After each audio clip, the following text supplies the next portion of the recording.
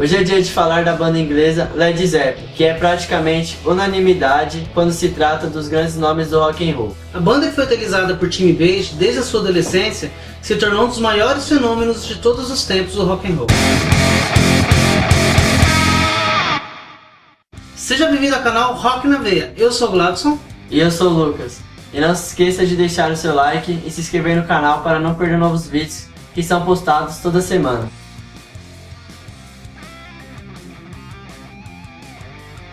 Desde o início, o Led Zeppelin foi idealizado para se tornar um supergrupo. A ideia de Page era juntar o guitarrista Jeff Beck, que já tinha tocado com ele em outra banda, Keith Moon e John Entwistle, que era do The Who, e mais algum vocalista para a banda. Mas essa formação ficou só no papel. E só depois de algum tempo é que o Page, junto com um baixista chamado Chris Dreja, começou a banda de verdade. Para o vocal, eles chamaram Terry Wade, mas ele não topou, então ele indicou o Robert Plant, que além de topar, indicou o John Bonham para a bateria. A banda enfim estava formada, mas Dreja acabou saindo para virar fotógrafo. Aliás, a parte de trás do primeiro disco do Led é dele. Foi então que a esposa do John Bon Jovi deu a letra para ele falar com o Robert Plant sobre essa vaga que tinha ficado lá na banda. Então ele ligou e o Plant aceitou a proposta dele. E vale lembrar também que esses caras já eram todos músicos experientes, já tocavam em outras bandas, já faziam um certo sucesso.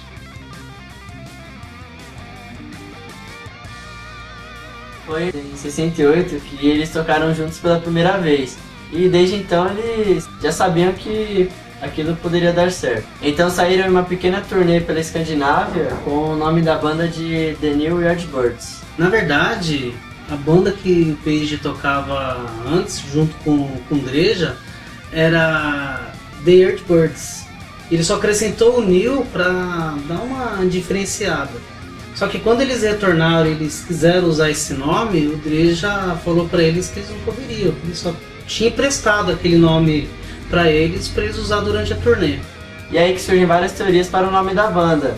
A mais aceita e supostamente verdadeira é que quando o Jimmy Page estava montando a banda com os caras do The Who, o Keith Moon acabou falando sobre o lead com a mesma Zeppelin. Era algo como um balão de chumbo, porque o som soava alto, como o Zeppelin, que era balão, um tipo de balão, e era pesado como chumbo.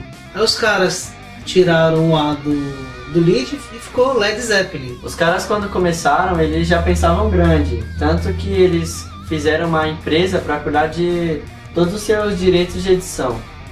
O empresário deles conseguiu um bom contrato com a Atlantic Records, que além de garantir uma boa grana para os caras, eles também tinham carta branca para decidir coisas relativas à turnê, quando eles iam lançar os discos. Sobre as capas do disco também eles poderiam decidir quais músicas seriam lançadas ou não, singles, se eles iam lançar os singles ou não. Eles tinham carta branca para decidir todas essas coisas. Em outubro de 68, eles entraram no estúdio para gravar aquele que seria o primeiro disco, e logo em seguida já saíram em turnê pelo Reino Unido.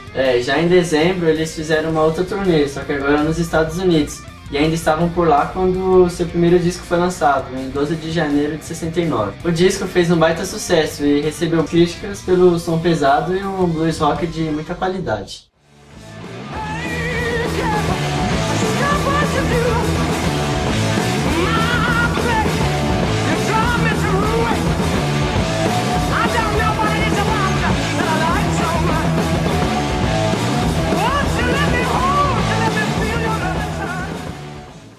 Os caras continuaram na estrada, principalmente lá nos Estados Unidos, e foi por lá mesmo que eles gravaram o segundo disco deles em vários estúdios. Muitas críticas afirmam que esse disco aí foi o precursor do heavy metal.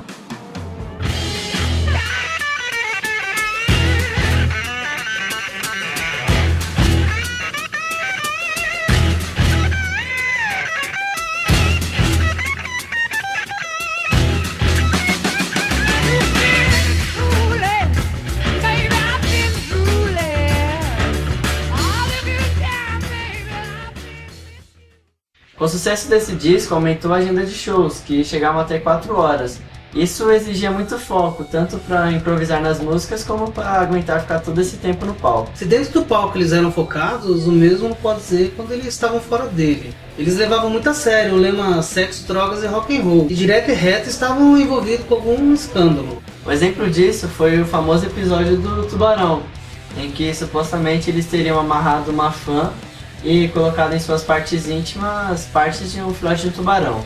Até hoje existem várias versões do fato, inclusive a de que isso não passa de uma lenda. Será? Só imaginação. Obviamente, não foi esse o único fato que criou o mito de que os caras viviam arrumando confusões. Era comum ouvir histórias dele jogando televisão pela janela e quebrando suítes de hotel em que eles estavam hospedados. Mas independente disso, eles continuavam lançando grandes discos e surpreendendo todo mundo, como no terceiro disco, em que todo mundo achava que havia uma coisa mais pesada e no final das contas eles acabaram lançando um álbum mais acústico e folk.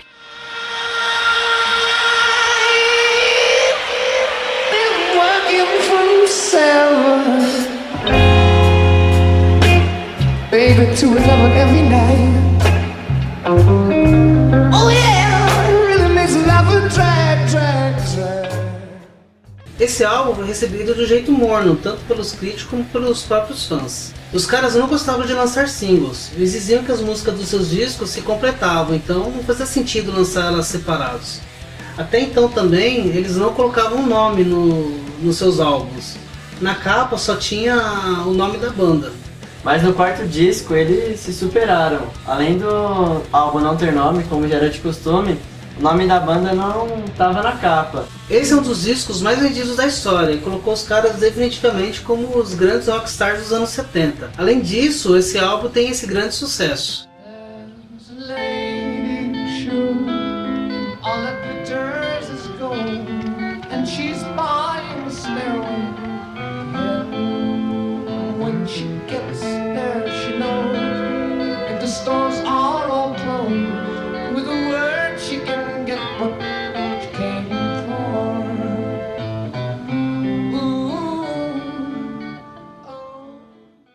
O quinto álbum da banda trouxe na capa imagens de crianças nuas subindo a calçada dos Gigantes na Irlanda do Norte. Isso gerou muita crítica, mas mesmo assim os shows continuavam cada vez mais lotados, batendo recorde de público e não era raro que os ingressos se esgotassem. Como os caras pensavam grande, em 74 eles montaram sua própria gravadora, a Swan Song, e em 75 eles lançaram seu primeiro álbum do selo. Mais sucessos e mais shows completamente lotados. Em agosto de 75, Robert Plant e sua esposa sofreram um grave acidente de carro. E além dele se machucar bastante, ela quase morreu. Então ele teve que ficar um bom tempo se recuperando e os shows foram cancelados. Nesse período de recuperação, a banda conseguiu escrever aquilo que viria a ser o material do próximo álbum.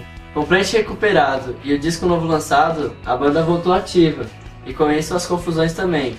Tanto que Bonham com a equipe lá da banda acabaram sendo presos depois de serem acusados de espancar um cara. Uma semana depois, em 30 de julho de 77, Robert Plant recebeu a notícia de que seu filho havia morrido em decorrência de um vírus estomacal. Imediatamente a turnê foi cancelada e na época até pensou que a banda poderia acabar. Mas a banda continuou e no ano seguinte eles lançaram aquele que seria o último disco, que apesar de algumas críticas, fez bastante sucesso entre os fãs. Os caras continuavam fazendo vários shows, e em um deles, na Alemanha, Bonham acabou passando mal e teve que ser levado às pressas para um hospital. A imprensa especulava que isso tinha acontecido por causa do uso de drogas e álcool. Porém, a banda afirmou que isso foi apenas porque ele comeu bastante. Os caras planejavam uma turnê pelos Estados Unidos, onde não tocavam mais de 3 anos. Porém, no dia 25 de setembro de 1980, o Bonham foi encontrado morto na casa do Page, depois de um dia de ensaios e muita bebedeira. I said to Jimmy and Robert, don't go up there, you don't need to see this, but that's just fact, you know. He died. It was tragic. It hit us all really hard, you know, it's like losing a sibling. O relatório do médico legista afirma que ele tinha mais de 40 doses de vodka no seu organismo Ele estava tão embriagado que ele morreu sufocado pelo próprio vômito. Isso selou o fim da banda, que, abalada pela morte do amigo, não conseguiu continuar mais. Jimmy Page falou numa entrevista para a revista Rolling Stones que a banda não era uma empresa, era mais um negócio emocional. Cada um era importante para a soma de tudo aquilo que eles eram. Eles não poderiam chegar para alguém e falar assim, ó, toca aí no lugar do Bono. Os caras ainda lançaram um álbum em 82, com algumas versões inéditas e sobras de músicas de estúdio que eles tinham gravado. Os membros resolveram cada um seguir carreira solo e até o Jimmy Page e o Robert Plant fizeram alguns trabalhos juntos. Também, esporadicamente, a banda se reuniu para fazer alguns shows, também com o filho do John Bonham, que é o Jason Bonham, na bateria, substituindo o pai. E em 2007 eles fizeram um grande show com o Jason Bonham. E de lá pra cá surgiram várias especulações de que a banda poderia voltar. Porém, não rolou e provavelmente não vai rolar. Hey, mama said the way you move gonna make you sexy, gonna make you cool.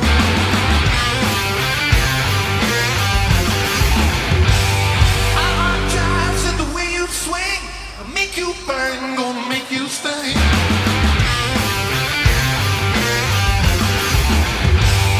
Oh, baby, when you walk that way, watch your honey drip. I can't keep away.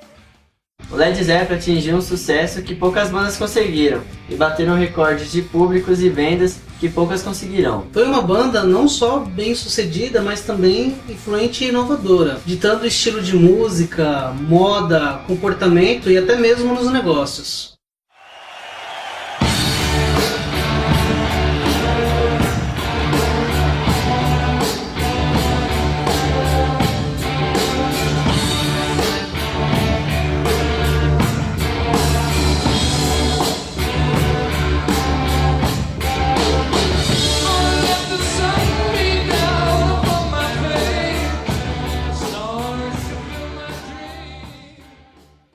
E não se esqueça de deixar seu like e se inscrever aqui no canal para não perder novos vídeos. Aproveita e curta a nossa página no Facebook, o link está na descrição.